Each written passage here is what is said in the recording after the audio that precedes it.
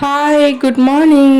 எல்லாருக்கும் உழவர் தினம் நல்வாழ்த்துக்கள். ஸோ இன்றைக்கி வந்து ஏஞ்சி டேவே பார்த்திங்கன்னா ஆரஞ்சு கலராக இருந்துச்சு. ஸோ எழுந்திக்கும் போதே பார்க்கும்போது அந்த சன்னு பார்த்திங்கன்னா பார்க்கும்போது ஆரஞ்சு கலரில் இருந்தது. ஸோ நாங்கள் 6 மணிக்கு ஏஞ்சி வாக்கிங் போனோம். அது கூட பார்த்திங்கன்னா பாப்பா வேறு சீக்கிரமாக இருந்துச்சுட்டு 6 மணிக்கு. ஐயோ இவள் வேறு இருந்துச்சிட்டாலே பண்ணிவிடுவான்னு பார்த்தா அவளும் என் கூட வந்து எக்ஸசைஸ் பண்ணிகிட்டு இருந்தா.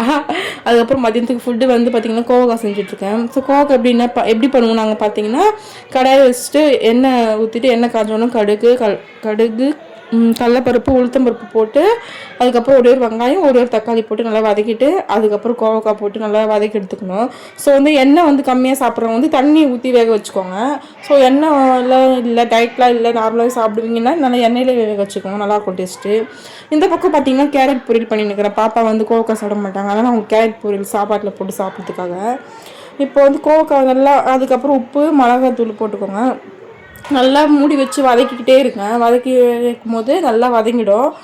அதுக்கப்புறம் சர்வ் பண்ணி சாப்பிடுங்க, டேஸ்ட்டாக இருக்கும். நீங்களும் வீட்டில் ட்ரை பண்ணி பாருங்கள். Okay bye.